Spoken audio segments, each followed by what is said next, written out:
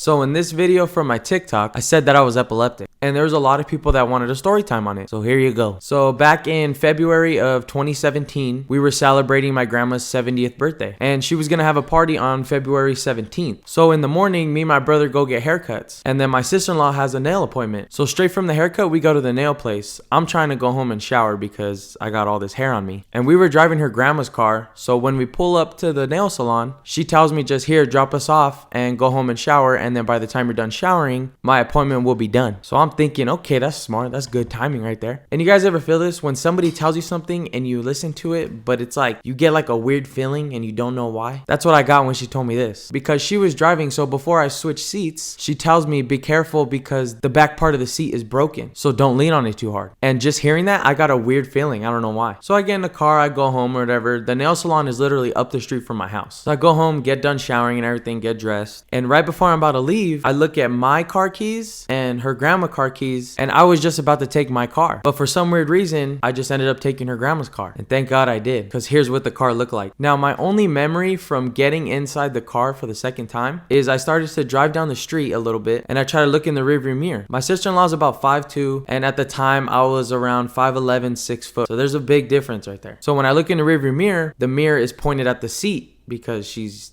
short. So I go to push the mirror up and I accidentally hit it up too high, and I'm thinking, whatever, I'm just going up the street. And basically that was my last memory. Next thing I know, I'm waking up. And you ever see like those scenes from a movie where they're getting pushed in a hospital all rushed and everything, and you just see the ceiling lights just fly by? That's what I woke up to. Like that really happens. That's no joke. So I'm still trying to figure out what's going on. I'm going in, I'm coming out, I'm going in, I'm coming out constantly. And when I wake up for a short period of time, I don't really feel any pain because I don't know what's going on. So like it hasn't hit me yet. So I wake up and I see one of my grandma's really good friends who works at the hospital that I went to. As I wake up, I see her face like right in front of me. So I go, hey Beth, how's it going? And then I black out again. And then I wake up again and I see one of my friends that was there. I was like, what's up, dog? And then I black out again. And next thing I know, I'm laying on a bed that is in the emergency room, I'm assuming. And the doctor goes, hey Jeremy, do you know where you are? And I looked at him, I said no. And then I fell asleep again. And I wake up within, I don't know, maybe 30 seconds after that. And he goes, you're in the ER. You were in a car crash. So I was like, what? And he's like, yeah, you hit your head. And as soon as he said that, I felt everything. Here's the picture of my head. I'll probably put something to cover the blood because I don't think I could show that on YouTube. So now I'm wide awake. I'm not falling asleep again because I want to know what the hell's going on. So I tell the doctor, I said, you said I was in a what? A car accident? He's like, yeah, you hit your head. You had 3 seizures. And at first I was like, okay, you're tripping on that. I've never had a seizure in my life. And now you're going to tell me that I had 3 of them? Hell no. So I was in super denial. So as I'm in denial, I'm literally telling the doctor to shut up because I don't believe him. So he talks about my head again and he says, I have to stitch you up. As soon as he said that, every ounce of pain, I felt it everywhere. He said, yeah, you have head trauma, you have arm trauma, you have a cut on your leg. And as he's listing off body parts, I feel every single one as he says them. So I'm trying to figure out what's going on. I'm asking questions and everything. They're asking me if I remember everything. I said no, because I don't. Still don't. So I go to sleep in the hospital. I go to an MRI, all that good stuff. When I come back from my MRI, there's a police officer in my room. And she's just asking me the basic questions. Are you okay? Like, do you remember anything? And I go and tell her like, no, I really don't remember anything. I just remember making a right turn and basically hitting the mirror too high, and that was it. So she tells me that the lady who hit me was texting and she was going 60 in a 35. So I guess I was the second car at a red light and she just comes 60 and just